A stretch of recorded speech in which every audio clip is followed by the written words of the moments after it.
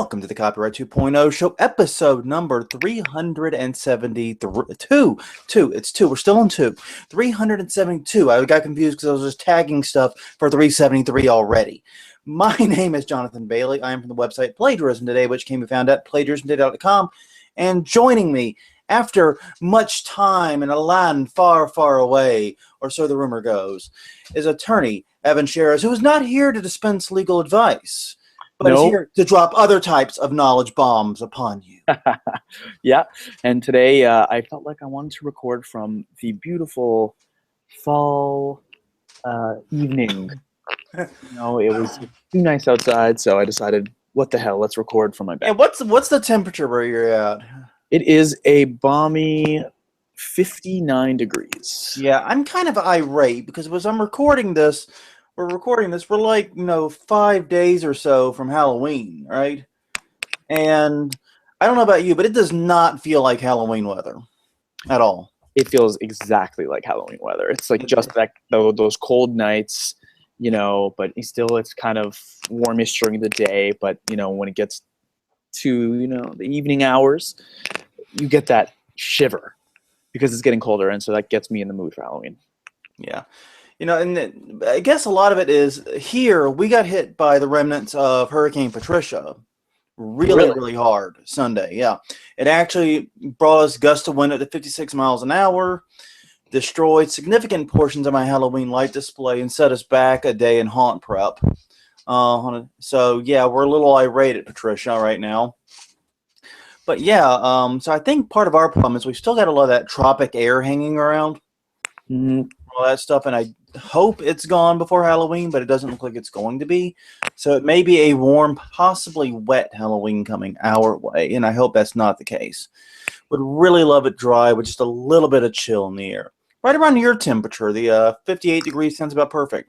It is a beautiful time of year, and it is perfect Halloween weather, although I do not welcome the coming winter with open arms. If it could stay above this temperature, that would be nice. Of course, that's you're also in the part of the country though where the leaves change color. Oh yeah, they don't here. Gorgeous in DC right now. Yeah, the leaves do not change here. Yeah, there's nothing like that fall season. You get to kind of walk places, and then all of a sudden you're getting that little crunch sound that as a kid you used to jump up and down in leaves, and you're like, you know what? I would really like to jump into a big pile of leaves. That's the thought I had a few days ago. I heard that and then I had the sudden urge to rake a bunch of leaves and then jump into them. And then rake the leaves up again because you just jumped in them and scattered them to the four winds. But well, that would be the adult thing to do. So yes, you're still an adult at some point in this. But yeah, no, I mean, arguable, John. That's indeed very, very true. And we will find out how much of an adult you are if the monkey wins the selfie copyright bet. Whether I will keep my word. We'll see. Why don't you jump into the stories that we're going to be talking about? Yeah, we have got a lot to go over due to travel and just Halloween stuff and a bunch of scheduling conflicts. We have not been able to record for a while, so we got a lot to go over. First off, a major update in the Google book search case. We also have an update on the question of whether or not yoga poses can be copyrighted. It sounds like a weird question, but here we are. Then we have and I want to talk to you a bit about this one. This one really confuses me, but the sudden and abrupt turn of events in the Jay-Z Big Pimpin' lawsuit, the big sampling battle that wasn't, kind of. I also have Oracle securing some $50 million in damages from a competitor, Rimini Street. A new service called Aurous, or Aurous. I've never actually heard it said out loud. I just realized that Aurous is how I've been saying it. I think Aurous is safe. I think Aurous is about right. It's just, if you're going to write these made-up words, provide a pronunciation guide. At some point, someone's going to have to say it out loud. But anyways, RIAA gets a restraining order against them. Pandora settles their ongoing dispute with the RIAA as well, speaking of them. Popcorn Time, the main fork of it, has shuttered its doors. And finally, YouTube is launching a new ad-free service and what it may mean for content creators. Lots of stuff here to discuss today. So, yes. The appeals court and Google Book Search. Let's start there. The big one over the past month. So 10 years in the making, the Second Circuit has affirmed the dismissal of authors' copyright claims over Google Books. Yeah. Google has scanned over 20 million books since 2004, and many of you know because you've probably used it as students, etc. Portions of those books to the public in their Google Books search bar. So the authors have been arguing, "Hey, this is copyright infringement. You've basically copied pieces of my material, my copyright material, and you're displaying it, public display to everybody else. That you can't do this." So Google's claim, and it's kind of the theme here, is that no, this is fair use. It reminds me of the Perfect 10 thumbnail case. This is fair use. And just to remind our listeners, fair use has a 4-factor test where it's up to the judge to really weigh each factor as they see fit. It's an equitable test, which means that they've got a lot of leeway when it comes to the analysis. It is the purpose and character of the use, the nature of the copyrighted work, the amount and substantiality of the portion taken, and then of the use, the market. So the Second Circuit has found fair use. Let's right into that and say that. So how did they get there?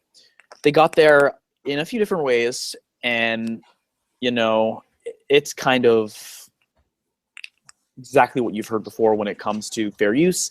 They say, hey, this is highly transformative, which goes to the nature of the use. And for the record, transformative was not a kid's cartoon shows from the 1980s. Those were Transformers for those playing along at home. Basically, what they've said is that the use is highly transformative, and that's the first thing. The second thing is that the display of the text is limited. That goes to the quantity. And that thirdly, the service that Google offers, the use, and this kind of ties into the transformative, it's not a market substitute for the book. This isn't exactly a market that book authors were tapping into or can really tap into, people who are looking for a line or two in their books. So those 3 factors together, they're like, hey, okay, this is fair use. A single page of your work or several pages is okay. And we're going to basically find that Google is allowed to do this. Well, sorry, go ahead. The thing about Google Book Search is that it was always attempting to sort of do for books what Google does for websites already. Right. And if you think about what happens when you search for plagiarism today in Google or whatever, you will get, the link, you'll get a snippet from whatever's on the homepage at the time, and it's usually like 100 words, 50 to 100 words. It's a fairly small snippet. And that's about it. And the same thing, Google does the same thing with book search. You pull it up, you get the title of the book with a link to it, and that link doesn't actually open up the full book. It doesn't like lead to some pirate site or something. But it just tells you what book it is, and it shows the passage involved. It's usually about a paragraph long. It's not of any substantial length. The authors complained repeatedly that this was a commercial venture by Google, that this was done for profit and that they were not paying royalties or anything like that. That was the upset there. And the Second Circuit kind of laid out that, yes, okay, that's true, and yes, it is technically a strike against fair use, but that's overweighed by all that stuff you just mentioned. Right. I mean, or outweighed. Outweighed.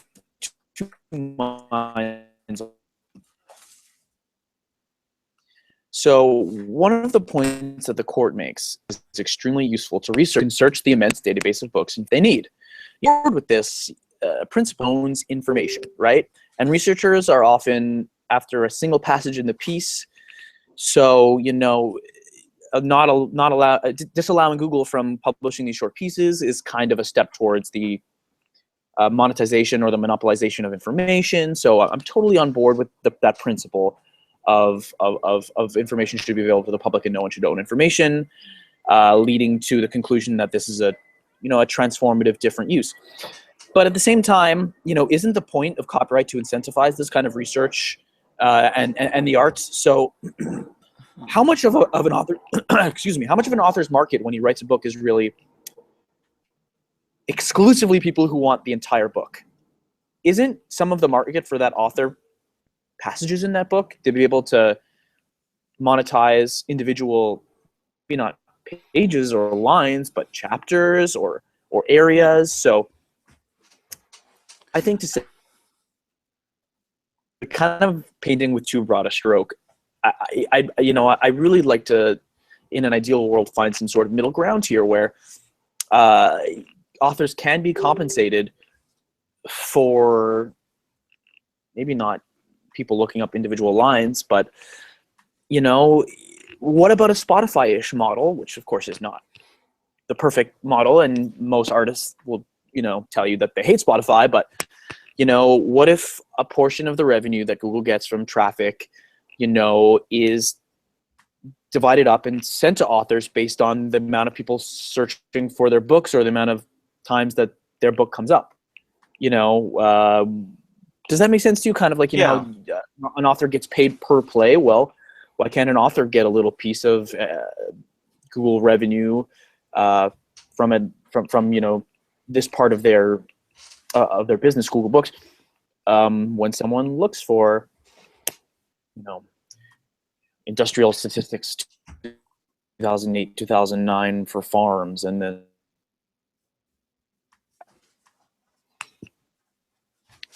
Sorry, I'm having a little trouble hearing you, Evan. You're breaking up. I'm wondering if the Wi-Fi is not reaching adequately to your backyard. Man. But Good. Man, we just lost Evan completely. Evan, you there? Here. I can All hear right, cool. You dropped completely out on my end for a second there. Yeah, I agree. But I do agree with you that there needs to be some kind of middle ground here. And one of the things that's kind of been frustrating about this case is that when the Authors Guild filed their suit, they filed it in conjunction with the Publishers Guild. They kind of collaborated and filed suit. Not the same suit, but they filed their suits pretty much simultaneously, so they can build off one another. Now, the Publishers Guild ended up settling. They reached a separate peace with Google sometime years ago now. And the Authors Guild kept fighting this case, even though it seemed pretty obvious the writing was on the wall that it was not going very well. But they continue to pursue it, and now, you've got this ruling, which, like you said, raises some middle ground issues, and I do agree with that.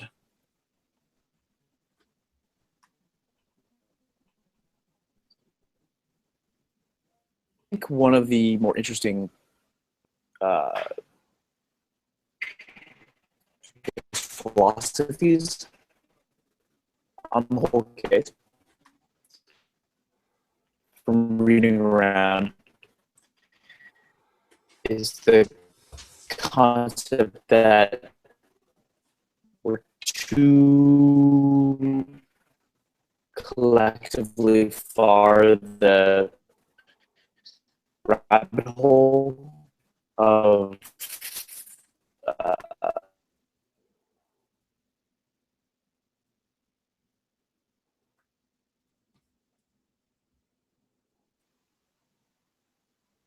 If you're talking, Evan, I can't hear you. You're completely gone to me. Okay. Okay, you see me back now. It's weird because you'll drop off and then come back. So why don't I move back inside? All right. Do you want me to take the lead on the next story while you do it? Take the lead while I set up. Okay. Inside. All right. Well, the next story deals with yoga poses. Now, this is kind of a bizarre idea here. There is, as many people I'm pretty sure are familiar with already, so-called Bikram yoga or hot yoga, which was, of course, pioneered by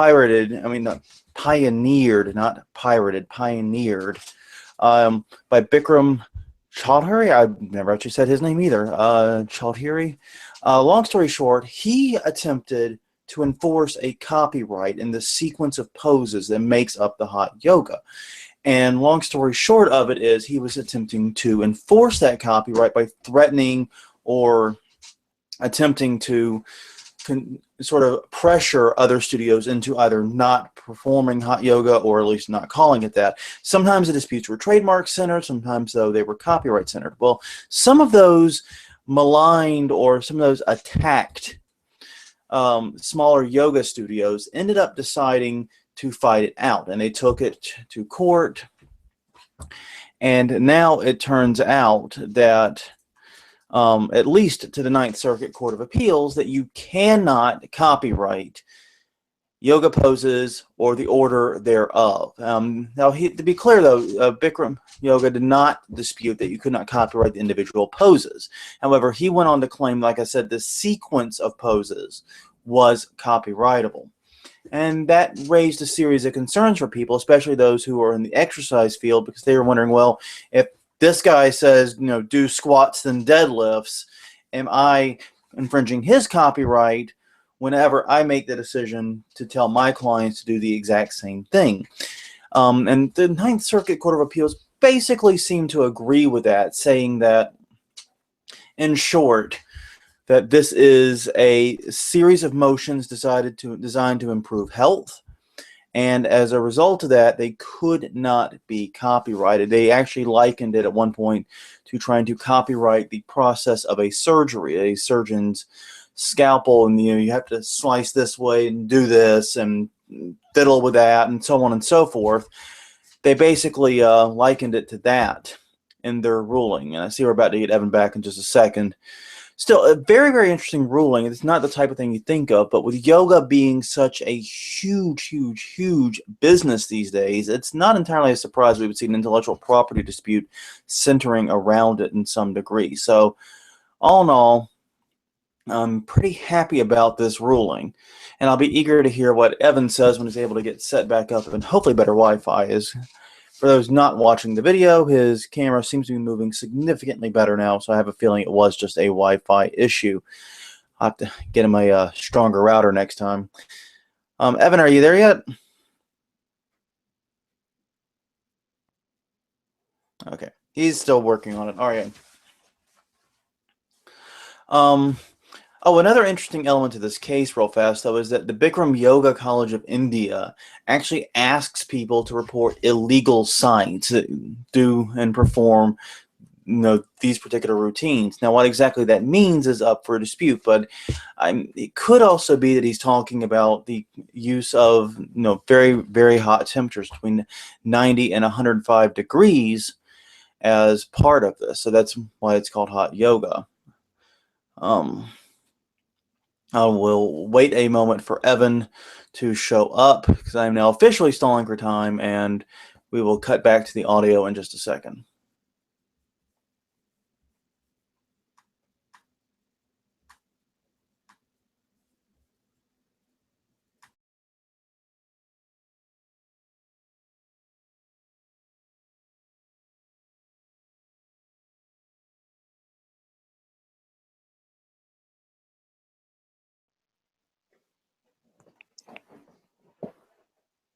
John,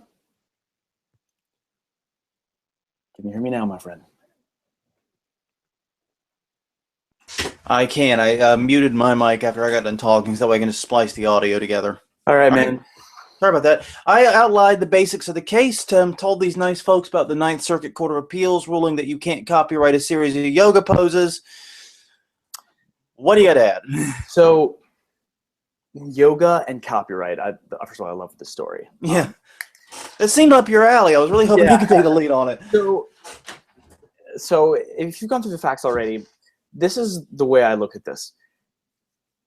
The closest comparison is choreography. And choreography is actually protectable in copyright. Not many people know that. But when you think, can you copyright poses? Right away, I think the instinct is like, what? No, that's crazy. But what about a sequence of poses? So let me throw a hypothetical at you.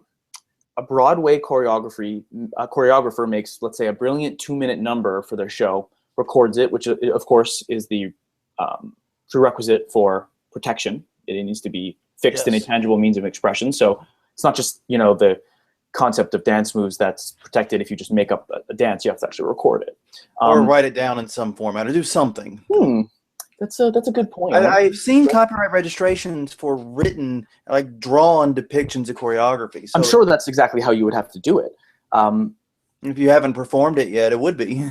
So now let's say that it's taken by the Tonys, with no compensation. I would say most listeners would be like, hey, that's not acceptable. This is an artist or a choreography who has worked hard, and this is the way they make a living. Well, to be fair, if it were taken by the Tonys, no one would know because no one watches the Tonys. That's a separate issue. Well, that was the biggest realistic. Yeah, it was the best you got. You did well. Thank you. So I think when you look at it from that perspective, a sequence of moves or poses is potentially copyrightable because that's essentially what choreography is. So I thought that while yoga poses is probably way too close to kind of just the idea rather than the expression of the idea when it comes to stretching and relaxation poses to ever really be protectable, there is somewhere along the complexity line when you put together a number of poses where it will become protectable because it at some point becomes choreography. So I thought that would be my comment, I guess. It's akin to how it's very difficult to copyright like a series of a handful of notes, but a whole song. Exactly. So you're thinking it's that type of issue. That's interesting. One thing, like I was saying earlier, the court really emphasized that yoga was meant for the benefit of health. And that was one of the reasons they ruled as it did, saying that ruling otherwise could have severe impacts on everything from like personal trainers who are like, well, if that guy says, you should do deadlifts and then squats, what happens to me if I say the same thing? Right. Well, I think, first of all, there's no creativity in deadlifts or squats, So second of all, this is the idea expression dichotomy, right? The idea of being able to exercise and the poses and the relaxation and the stretching is not protectable, and I think that's what the court's trying to say here is that, first of all, copyright is meant for creative expression, and exercising is not creative expression. So right away you're lacking creativity. And second of all, although yoga is closer to choreography, it's still in the realm of exercise. So it's just not the realm of copyright. Yeah. So, that I would have to just, agree with the judge here. Yeah, I think they came to the right ruling in this case. But yeah, it was interesting because this is one of those things when you hear about it, you go, oh, no, wait a minute. What if, then your mind starts to think about possibilities. This is exactly the kind of case that if it were allowed to go anywhere would be just awful for the copyright community in general, because this is the kind of silly story that can easily be taken advantage of by the detractors of copyright and all. And you and I do both know that every copyright law professor in the country is licking his or her lips right now at this to have a discussion with their class. Yeah, I think it's a really good discussion on the concept of choreography and the creativity behind it, and the concept of copyright and the arrangement and selection of uncopyrightable things. That's one of the more, I would say, fascinating areas of copyright, is that when you take uncopyrightable elements and then arrange or select them in a certain way and it thus becomes copyrightable. I think poses and choreography is a very interesting way of approaching the subject. Yeah, and it's always fun to talk about the sort of the lesser discussed areas of copyright.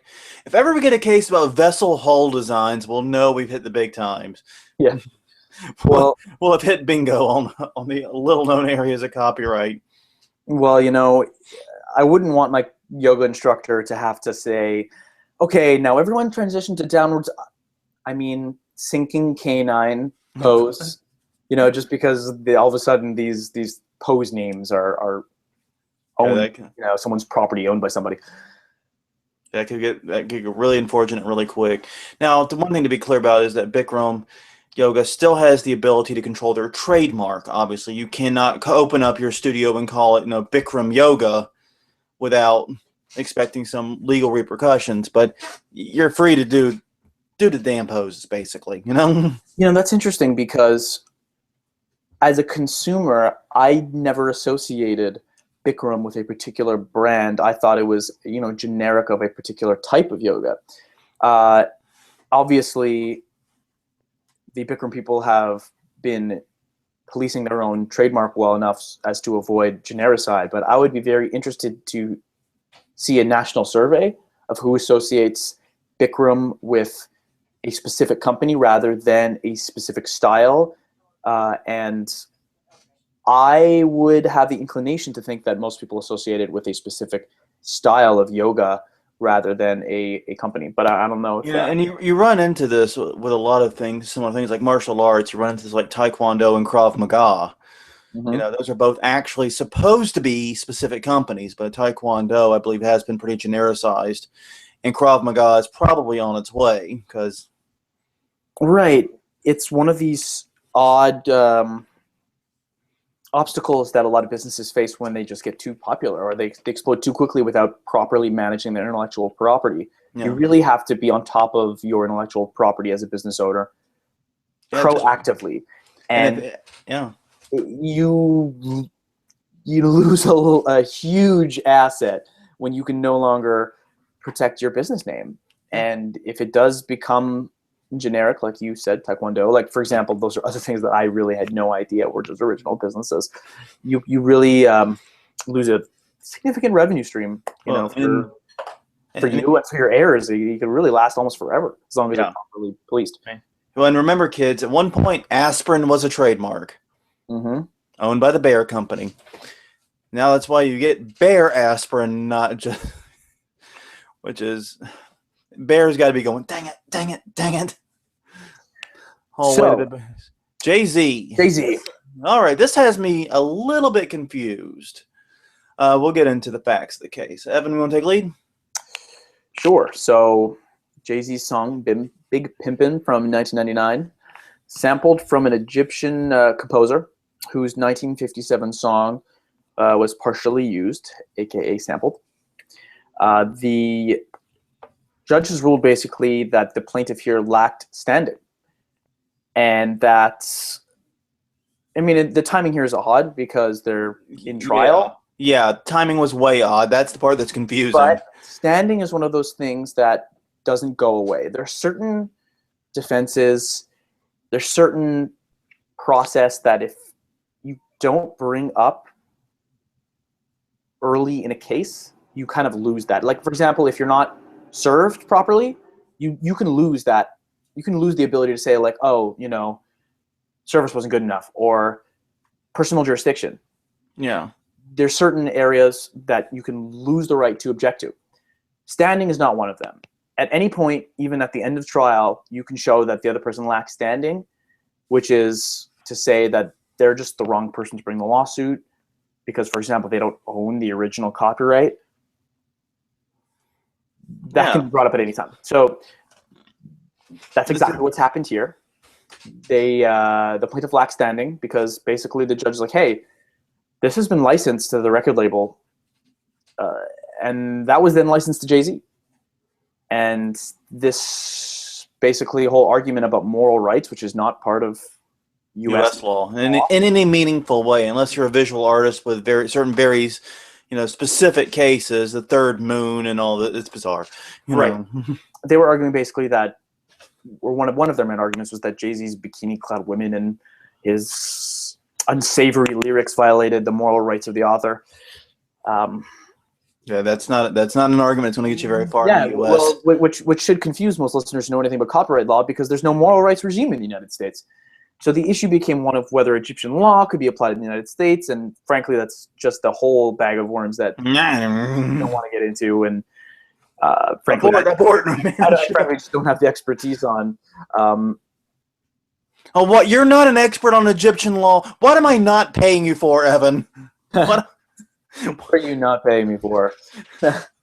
Oh, man. So did you have something that you were confused? Well, yeah. The whole thing that was confusing to me was, as you noted, the idea of standing in this case. Typically, the standing issue, yes, you can bring it up anytime. But usually that gets resolved pretty early on. And judges will rule on standing way before a trial happens, and certainly before it ends. But here we went for years with this case. This case was filed, I mean, I think it was filed like 4 years ago. Mm-hmm. Actually, it was filed in 2007. I'm sorry, 8 years ago. I only was off by 100%. That's close enough for the government. But the point is, it went 8 years, and now the judge at the very end of the trial, getting ready to go to the jury, says, "Okay, guys, jury, thank you very much for your service. Get the hell out of here. Yeah. Quit stinking up my courtroom. I'm ruling." It's one of the more frustrating parts about litigation. You could be inches away from ultimate victory, and then something like this can come up, and the judge can be like, "Oh, wait, I have an easy way to get out of this. This is the current situation. There's no standing here. Get out of my courtroom." Yeah, and it's very bizarre, and it's kind of like in chess, how you can be checkmated at any time. Right. But yeah, usually you think these types of things get resolved pretty conclusively earlier, but here it was not the case, I guess. Mm-hmm. I guess there were and my question isn't something I don't know, because I don't have obviously the entirety of the multi-week trial in front of me. Was there evidence raised in the trial that showed he didn't have standing, that was not available earlier? Or, how did that come about? I have to wonder. Yeah. The judge had this sudden epiphany about standing. Yeah, I don't know. I think it was, from what I read in the article, issues that were brought up in trial that ended up leading the judge to throw everyone out and throw it out. So I think it might have been testimony from what I'm reading here that it was. So yeah, and that was always Jay-Z's claim, for the record, was that this was licensed to an Egyptian record label. They had paid the record label a very handsome sum of money to use the sample, like $100,000 or something, which is very high for a sample. Paid a lot of money, and that they cleared it properly, and this guy should shut up. He's a poo-poo head. And apparently the judge agreed, at least with the first part of that. I don't know if the judge agrees he's a poo-poo head or not. I will not. I cannot say for or against that one. But yeah, so it's just a very bizarre timing on it. I've never seen a case like this where the jury, it literally was about to be handed to the jury, and the jury got told, "Thank you, go home. Be with your wife and be your wives and kids and stuff." Yeah. I don't know why I just assumed it was an all-male jury. I don't think we have to be too careful about that. I think pronouns, people get that. Yeah, I get it. Yeah, go be with your families, basically. Yeah. All right. Families. Yes. All right. Oracle, Rimini Street, $50 million. This case is one that's bound to give headaches to some people, including yours truly. But long and short of it is, Oracle, as many people, if not most people know, is a database and software company. They build and design very, very large database systems, such as the kinds that power your probably your bank, actually. Probably uses Oracle to store all of your financial data and everyone else's. Well, anyways, a company called Rimini Street is one of those. It calls itself a third-party service company. Basically, they came forward and said, "Hey, we can provide services for Oracle products, and we can provide it cheaper." Yeah, and that's a big appeal to companies sometimes. What a business model, right? And this lasted for 9 years. Yeah. Oh, you'd like help? Well, please download at our direction this software that we haven't developed, that we've basically just stolen from Oracle. And install that on your computer, and let me help you out with that. And okay, now you owe me a few $1 million. So yeah, I'm in the wrong rackets. What I learned from this, I got to tell you straight. Oh my! What are we doing with our lives, man? Now they're like, "Oh, we've stopped the practice." Like, oh, please, It doesn't make up for. Basically there's a $50 million copyright infringement judgment against them, which they've somehow managed to try and twist into a victory, because it could have been up to 250, but with their revenue, which is not nothing, and it's in the millions, but they can't pay $50 million.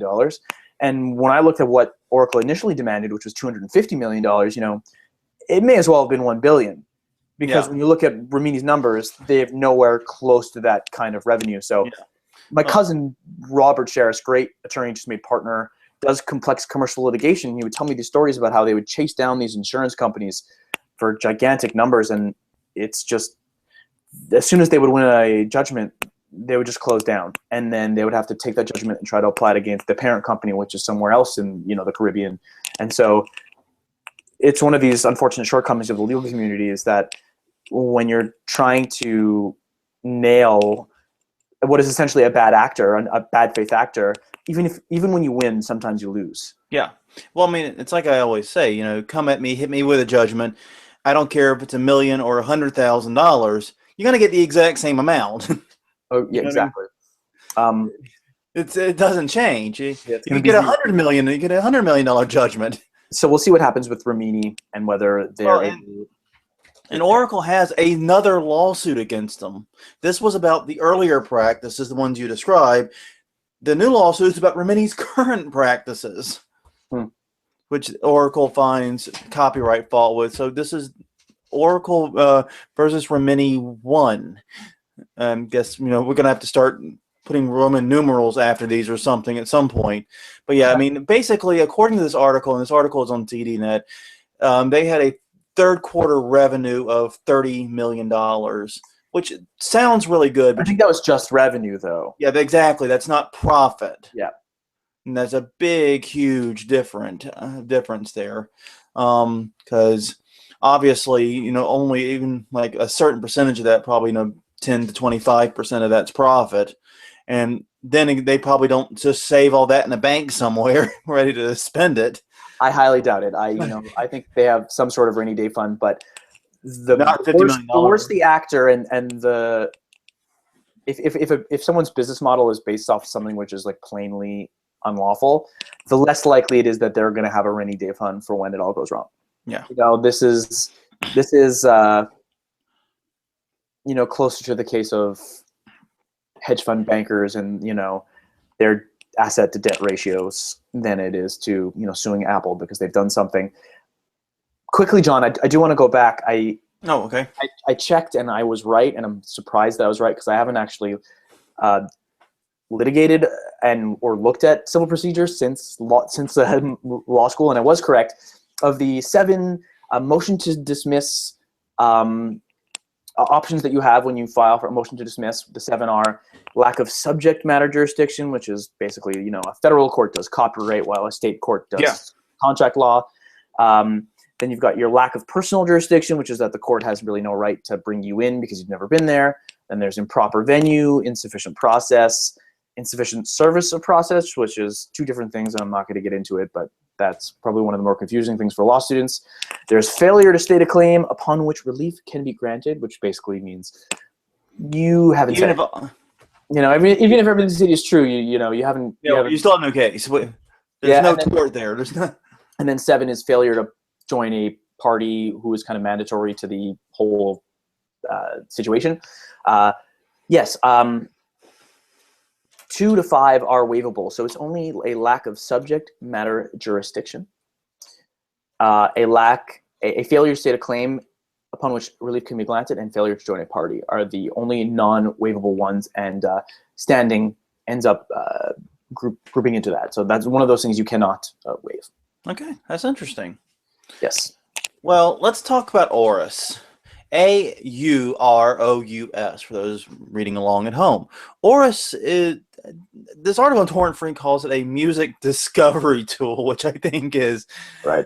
Oh, man, that's the classic reporting of Torrent Freak, folks. Music discovery, i.e., it lets you play almost every song you can fathom instantly from illegal sources, mostly. Yeah, that's a music discovery tool. Okay, I got it. Music streaming tool or music listening tool is a music discovery tool. Yeah. But yeah, basically it's a service that aims to be akin to Spotify, but just like a restaurant is a food discovery service. Yes, exactly. Yes. Or Best Buy is an electronics discovery store. Yes. When to discover, Best Buy would be pretty cheesed off if I used this electronics discovery store. But anyways, you mean me taking your food out of the kitchen and giving it to people who then pay me for it and not you? I'm just letting them discover your food. Yeah, that's food discovery. It's a food discovery service. So only a few days after this app was launched, the RIA has obtained a restraining order, which is basically the equivalent of an injunction. The app is no longer downloadable, and pretty quick home run for the RIAA. Yeah, considering they filed the suit within 3 days of this service hitting alpha, which I suspect they had their eyes and lawyers trained on it beforehand while it was in the build-up. And the minute they launched, the minute they put anything public out there, they were ready. So the developer claimed that basically what they were doing was using APIs to get the music from lawful services, including Spotify and YouTube, and basically allowing users to go through them to get at these lawful sources of music. What? You're still broadcasting. You're still publicly performing these songs through your service, so I don't see how that's an excuse. But regardless, the RRA claims that the music is coming from pirating sites, so even that front is bullshit. So yeah, and that's one of the problems of it is they claim to have something like 250 sources for music. And I'm sitting there thinking, wait a minute, the number of legitimate sources, even if we go international here, is probably in the couple of dozens, maybe 3 dozen, 4 dozen, maybe, as far as like large library sources. Yeah, I don't know. Not 250. I can pretty much guarantee you that. I guess they were trying to claim that they had licensing deals with these with YouTube and with Spotify, but there was no evidence of that. And RA is like, hey, this is completely unlicensed. This is completely unlawful. And so I ended up following a few very interesting Twitter debates on this. Stand with Aurous was the hashtag, and it was one of these PR campaigns that I don't think fared very well. Most people were against them. Yeah, it was one of those nice backfires because I too checked out Stand with Aurous, and by the time I hopped on the stream, it seemed like everyone was. I do not stand with Aurous. I stand with artists or musicians or whatever, and and that just seemed like it was like 90% that, except for like the one lonely like 13-year-old girl out there was like, I stand with Aurous. I'm like, I'm not impressed. Not disparaging 13-year-old girls, just saying, the one cheerleader isn't going to convince me. But yeah, it was just bizarre. And, it doesn't seem like this service has a lot of sympathy because it's trying to replicate something that already exists legitimately. You know what I mean? We already have Spotify. We already have Pandora. We already have, Google Music and Apple Music and all this stuff. It's already a crowded field, what they're trying to do. Yeah. Why do we need an illegal alternative? Well, especially when Spotify is free. Yeah, of course there were no ads, so that may be the market share they're trying to add. Which raises the next question: what is the business plan for Aurous? Maybe there wasn't. Maybe it was the Kazaa and Napster music plan, which was get really popular and then try to, negotiate your way out of your illegal business model. But that didn't work, and they're facing the titans of the music business right away. So yeah, I think this. Well, and as we saw with Groove Shark, that does not work out so well for a business model. With the record industry in 2015, you definitely want to start from a point of legitimacy. Agreed. Well, the YouTube moment passed. That happened. It was a one-shot deal. We're done. It's 2015. Play by the rules.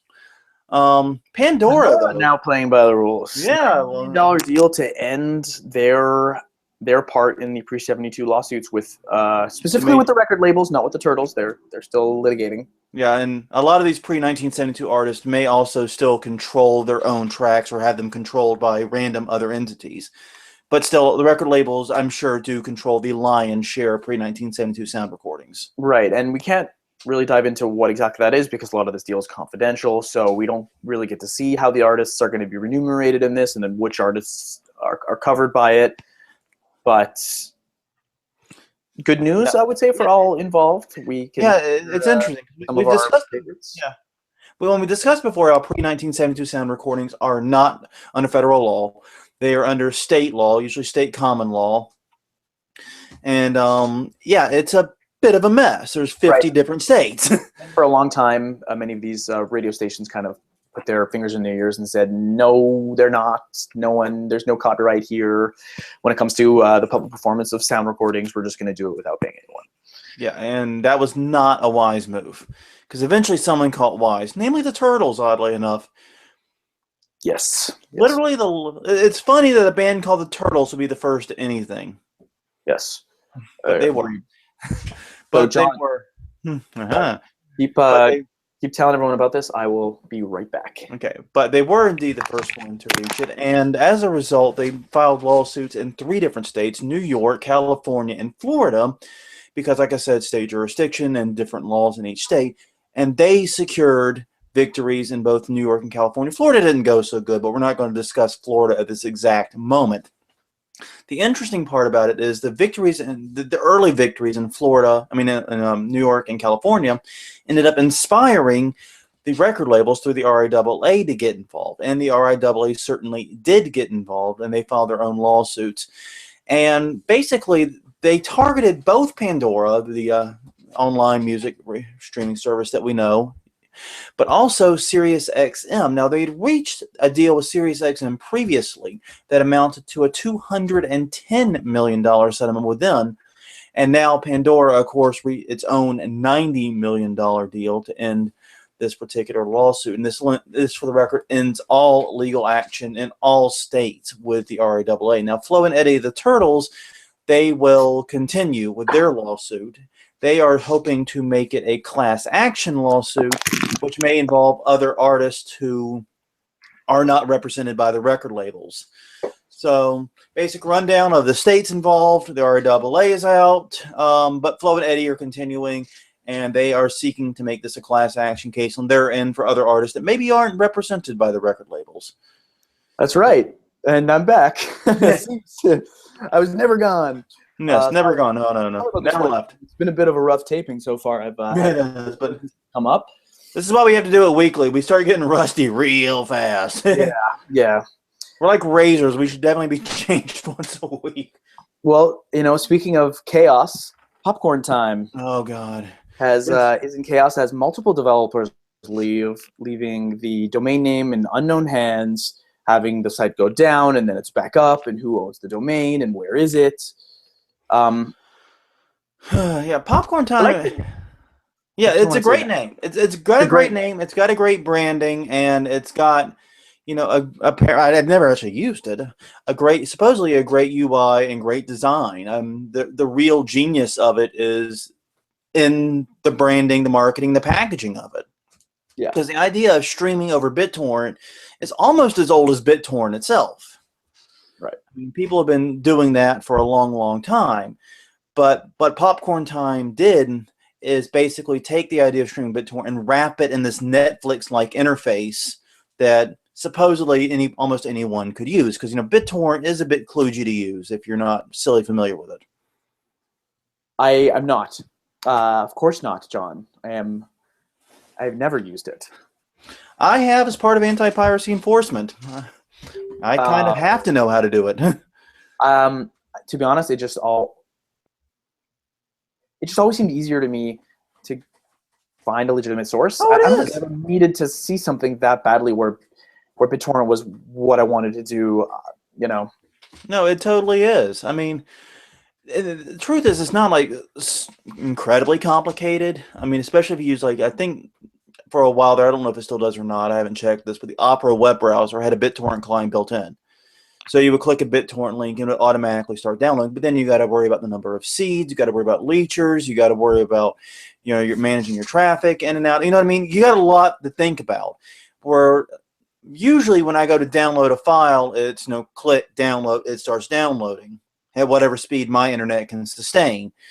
With BitTorrent, it's like click, oh, this one's only being seeded by 2 guys in Afghanistan. I'm not going to get this ever type thing. So you have a lot of things you have to think about beyond, and it's just not as user-friendly. It just flat out isn't. Netflix, I've never gone, oh, this Netflix movie, it only has 4 seeders and 300 leechers. I'm never going to be able to watch it. Yeah. That's never happened to Netflix. My expertise or even experience with seeders and watchers and downloader ended in 2000 when I stopped using Napster. When I was 12 or 13, of course, like every other kid, I didn't know what the difference was. And then eventually I learned that there needs to be more seeders or watchers or whatever. But my expertise there really ended when I realized I was screwing over the musicians and the actors that I really liked by watching their product and their work without, it's reimbursing them. But anyways, Popcorn Time really rose to prominence by totally eliminating all that. This nice flashy interface, big pretty descriptions and images and all that. It was really pretty, and now it's gone. At least this fork. Other forks of it exist, but this was by far the most popular one. But basically, as you said, big dispute among the developers. If I recall correctly, it's centered around a sort of a sponsorship partnership that they launched with the VPN service, and they were worried it was against the ethics of Popcorn Time and also too risky and this and that, and it's not what we stand for, and it's going to get us all arrested and so on and so forth. And they just split, and now the site is down and they've wiped the servers and it's over. I have the urge to make popcorn. Yeah, I think that's one of those words that if you say it over and over again, you kind of like you picture the smell of it, which is of course like the most seductive smell in the history of food. And John, yeah, I'm gonna make popcorn after the show. That's another bad idea. To our fallen piracy friends. Yes, indeed, our friends. Yes, it is interesting. Also interesting, though, one other side note to this story is Popcorn Time uses a service called YTS as it's sort of its back end that provides the information to it, like where the torrents are and so forth. That service is also offline. And it has been down for over a week, and no one seems to know why. There's belief it may be gone permanently too. So I've not gotten confirmation of that, but it seems likely. Okay. Finally, speaking of legitimate sources, YouTube. YouTube Red, which is, for the record, a fantastic color. I mean, yeah, but is it a great name? Well, I think so. Okay. There are a few connotations of the word red on sites on the internet, which may be an undesirable association for YouTube. But I think that it's short, it's vibrant. I think you think of red. The association, though, I'm not really sure I get right away. YouTube Red, why does that mean premium? Why does that mean?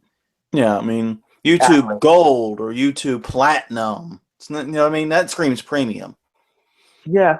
But it's also kind of cliche, and there's nothing kind of cliche. And there's nothing gold or platinum about YouTube, you know what I mean? It's not in their logo, it's not in their colors, you know what I mean?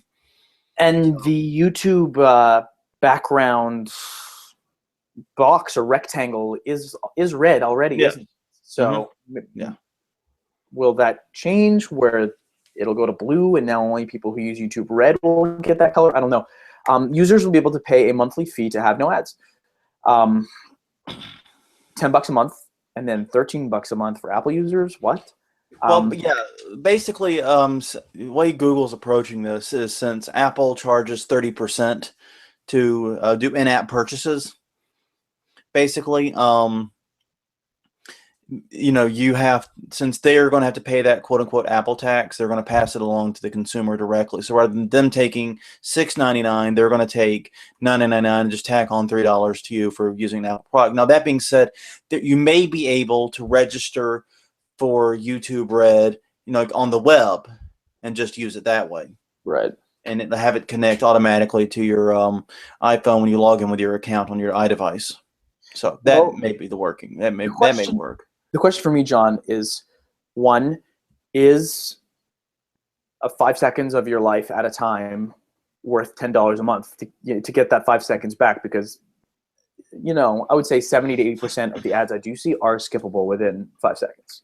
Mm-hmm. So that's the calculation that most consumers have to make. Secondly, this is clearly YouTube's effort to transition into a service where you can have a playlist where it's, you know, a listening experience in which there isn't an ad after every single song. Yeah. Because that's the case now. If you go from YouTube video to YouTube video, you're going to see an ad. And for listeners who, let's say, watch video game videos over and over again, who don't want to listen to ads, is that 5 seconds worth their money? I'm not sure it is. I think, at least my instinct is that the $10 a month market is limited, and it may be hard to draw people off these services that already exist. Now, here's the thing. You said some things there I think actually have some pretty big importance here. One is YouTube Red will let you watch and listen to music in the background. Like I said, it's that music streaming service. Right. And my first thought when I saw that, I was like, well, that's stupid. I've got, Spotify and Pandora. I've got other apps for that. I don't need YouTube for that. I watch other videos on YouTube. I got to get, like my video game playthroughs. I've got to get, stuff like that off YouTube. But teenage stepson, that's what he does. He listens to music on YouTube, and it blew my mind. I'm like, you idiot! Do you have any concept of cell phone bandwidth and data caps? No. The answer is no. He does not. This has been a source of contention. But the point remains, there are people who have used and are continuing to use YouTube as a music streaming service. For those guys, YouTube Red is going to be very appealing. For people like me who watch, like things like the Great War Channel, these longer things are like 10 minutes a piece, Crash Course, some, like I said, video game playthroughs, things like that. The 5 seconds isn't even, I don't even notice it. It's like ads on YouTube, they're not annoying. Why would I spend $10 on that? But yes, if it were between every song or nearly every song, it would be much more annoying, and it might be worth the $10. So I think, what you're saying holds some truth. So if you watch a lot of short form content, if you want to build an uninterrupted playlist, YouTube Red might be good for you. If that's not you, probably not. Yeah, they're going to have to basically take the $10 a month user from somebody else. I don't think that there's a ton of people out there who don't already subscribe to this kind of service that all of a sudden is going to be like, you know what? YouTube is now the venue in which I'm going to try and do this, because the service has been out there for a few years. I don't think YouTube is offering anything, new, although the one they are offering some exclusive content to YouTube. Right. That is the one advantage, is that wild card, if you would switch your subscription from Spotify to YouTube, I guess the added perk is that all that other YouTube content that you used to watch anyways with ads, you'll now get for free. So maybe there is an argument for an added value to listeners who can not only get their music playlists, but then at the same time get the bonus of when they want to watch your Minecraft video or, replay or highlights from their favorite sports show, that they'll be able to get the perk of not watching ads while doing that. Yeah. And so I'm going to be kind of curious what this original content is. I'm going to be curious about that. But I don't think it's going to be anything that makes me jump at $9 per month. I'm not seeing this as something for me. Yeah, it would be 13 for me. Yeah, well, it'll be 13 for me if I do it through the iPhone and if I can't get around it. So yeah, I guess we'll see if that comes out too. It's just not, to me, worth it. I already pay that much for a Spotify subscription. I really love that. I pay less than that for Netflix. Still, I'm not feeling this. I'm looking through the comments. Here's Mike Crumpler, who says, "No, it isn't an adult version of the site, which is what the name sounds like to me." Red light district. I didn't even think of that angle. Yeah. What's wrong with me? I should have been all over that one. That sounds like a joke I would have made instantly. Yeah, there's definitely that connotation. But the other element of this has been pretty interesting is watching the way the creators react to it. ESPN has been pulling down all of their channels because they are forcing all of their partners to basically agree to the terms of YouTube Red. Now, theoretically, YouTube Red should mean more money, because YouTube wouldn't do this if they didn't think they could make more, if they thought they could make more money from ads, basically. If they thought, they were making $12 per month from ads, they wouldn't be offering a subscription for $9.99. So the theory is it could equal, would equal more money to creators, but a lot of people aren't sure about that. Well, one thing I'm reading here, John, is that this will partner up with your Google Music subscription. Mm-hmm. Which I don't know if you mentioned that already. No, I didn't. Actually, I didn't. There's one thing. So you've got another option there, and I think that goes to what I was saying earlier, which is that this is the real value in this is to be able to combine your music listening activities with your video watching, and so we'll see if that's able to really draw in the fee-paying consumer. Yeah. Well, hopefully. I always love these types of experiments. I hope they go well. I hope it benefits everyone, and I hope it is a piece of the solution of how do we reward artists in the internet era. I think I might try this out. If I'm being honest, I do watch a ton of content on YouTube. I'm a big consumer when it comes to watching other people play video games, because I don't really get the chance to play a lot myself. I find it enjoyable to kind of watch the highlights of other people, and then I also watch a ton of highlights when it comes to my favorite sports teams and just the sports in general. I'm a big hockey fan, so I'm going to give this a shot, and maybe I'll report back. Okay, well, it could be interesting. Maybe I'm going to look at it more closely when it launches. So that brings us to the end of the show. I think it does. Apologies to everybody. I was I had to juggle a few things while taping, and so it's all right. We got it. Happen again. Yeah. Well, like I said, we're coming back after an not wholly planned hiatus. Feels good to be back and working on getting this show back on track. Well, in the meantime, my name is Jonathan Bailey. I'm from the website Plagiarism Today, which can be found at plagiarismtoday.com, and I'm username at Plagiarism Today on all the things. Yes, and my name is Evan Sherris. Find me on Twitter at Evan Sherris. And send me an email, esherris@gmail.com, if you have any questions about anything I said on the show. And John, leave it to you. On that note, everyone, thank you very much for watching, and we will see you guys, hopefully this time for real, next week.